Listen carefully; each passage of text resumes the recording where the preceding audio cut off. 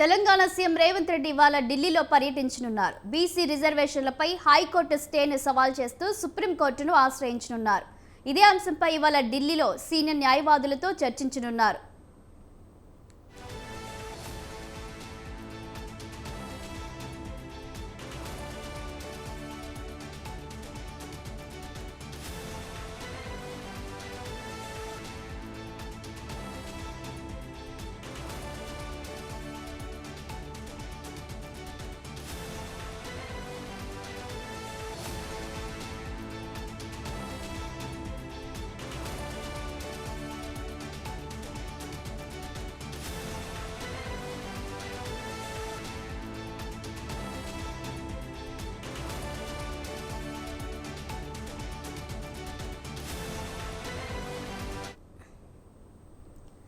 Telangana CM Revanth Reddy ఇవాళ ఢిల్లీలో పర్యటించనున్నారు. బీసీ రిజర్వేషన్లపై హైకోర్టు స్టేను సవాల్ చేస్తూ సుప్రీంకోర్టును ఆశ్రయించనున్నారు.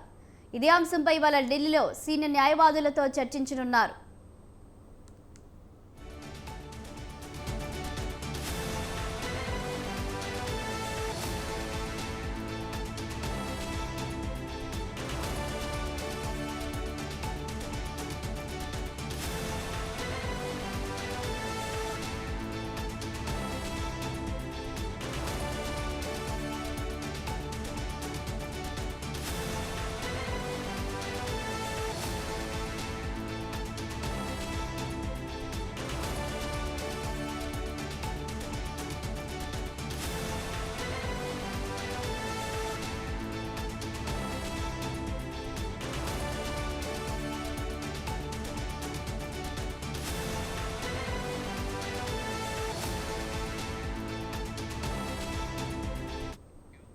బీసీ రిజర్వేషన్లకు సంబంధించి నేడు ఢిల్లీకి సీఎం రేవంత్ రెడ్డి వెళ్తున్న నేపథ్యంలో పూర్తి వివరాలు మా కరెస్పాండెంట్ ఉషా అందిస్తారు.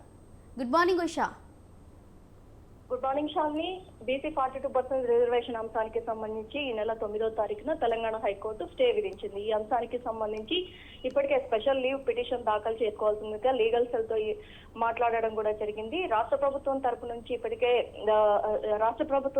ఇప్పటికే లీగల్ టీమ్ ని కూడా ఏర్పాటు చేసుకున్నారు. అభిషేక్ మను సింఘ్వితో పాటు కొంతమంది లీగల్ ఎక్స్పర్ట్స్ ఎవరైతే ఉన్నారో వీరితో సంప్రదింపులు జరిపిన అనంతరము నిన్న ఏదైతే టీపీసీసీ అధ్యక్షుడు మహేష్ కుమార్ గౌడ్ కూడా ఈ అంశానికి సంబంధించి బీసీ 42% రిజర్వేషన్ అంశానికి సంబంధించి సుదీర్ఘంగా ఖర్గేతో కూడా చర్చించడం జరిగింది.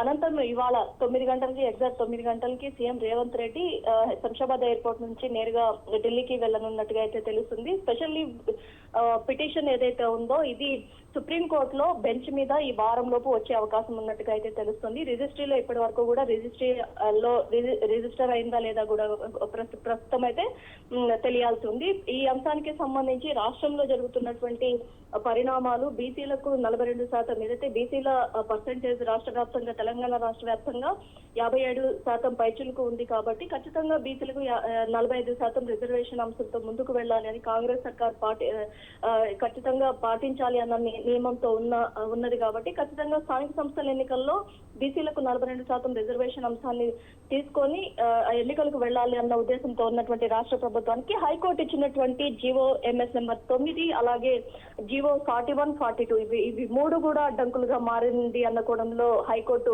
ఆర్డర్ కాపీలో ప్రస్తావించడం కూడా మనం చూసుకోవచ్చు. వీటన్నిటినీ కూడా ఏదైతే రాష్ట్రంలో చాలా వరకు కూడా వెనుకబడిన కులాలు చాలా వరకు కూడా ఇప్పటి వరకు కూడా వెనుకబడే ఉన్నారు. వీరికి ఖచ్చితంగా 42% రిజర్వేషన్ ఇవ్వాల్సిందే అన్న కోణంలో కూడా ఇవన్నీ కూడా అలిగేషన్స్ ఏదైతే ప్రస్తుతం ప్రభుత్వం దగ్గర ఉన్నటువంటి వాదనలు ఏవైతే ఉన్నాయో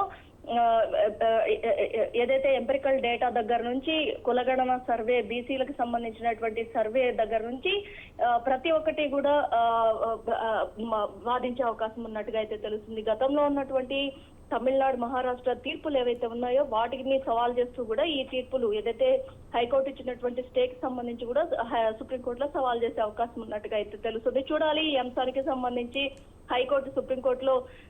సుప్రీంకోర్టు హైకోర్టులో ఉన్న నేపథ్యంలో హైకోర్టులోనే తెచ్చుకొని మళ్ళీ రండి అంటుందా లేకపోతే సుప్రీంకోర్టులో ఈ ఆర్గ్యుమెంట్స్ కి సంబంధించి ఖచ్చితంగా ముందుకు వెళ్తుందా అనేది కూడా సర్వత్రా ఉత్కంఠగా ఉందనేసి తెలుస్తుంది. ఈ రోజు సీఎం పర్యటన ఏదైతే ఉందో ఢిల్లీ పర్యటనలో కేవలం ఈ ఇష్యూ మీద ఏదైతే బీసీలకు 42% రిజర్వేషన్ అంశంతో స్థానిక సంస్థల ఎన్నికలకు వెళ్ళాలి అన్న ఉద్దేశంతో ఉన్నట్టు అంశంతోనే ఇప్పటికే టీపీసీసీ అధ్యక్షుడు ఢిల్లీలోనే ఉన్నారు. సీఎం కూడా మరి కాసేపట్లో బయలుదేరబోతున్నారు. అనంతరం చర్చించిన తర్వాత ఎలా వెళ్ళాలి, రిజర్వేషన్ అంశానికి సంబంధించి ఎలాంటి కసరత్తులు చేయాలి, వీటన్నిటి మీద కూడా మరోసారి అధిష్టానంతో చర్చించే అవకాశం ఉన్నట్టుగా అయితే తెలుస్తుంది శాలిని. కానీ ఒకవేళ సుప్రీంకోర్టు దీన్ని పరిగణలోకి తీసుకుంటే మరి కాంగ్రెస్ పార్టీ ఏ విధంగా అడుగులు వేసే అవకాశం ఉంది ఉషా? ఖచ్చితంగా సుప్రీంకోర్టులో ఇప్పటికే చూసుకున్నట్టయితే 50% క్యాప్ దాటకూడదు అన్న ఒక నిబంధన ఉంది కాబట్టి 50% దాటినటువంటి మొత్తం ఏదైతే బీసీ ఎస్సీ ఎస్టీ మొత్తం చూసుకున్నట్టయితే 60% దాకా దాటుతోంది.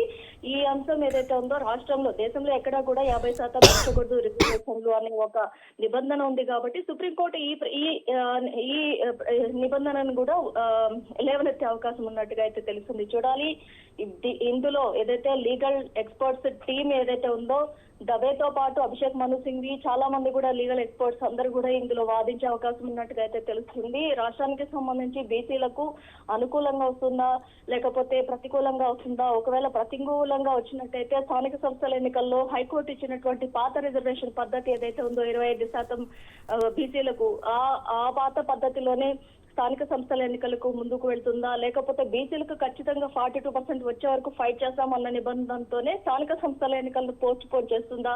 ఇవన్నీ కూడా డైలమాలో ఉన్నట్టుగా అయితే తెలుస్తుంది Shalini. Right, thank you Usha.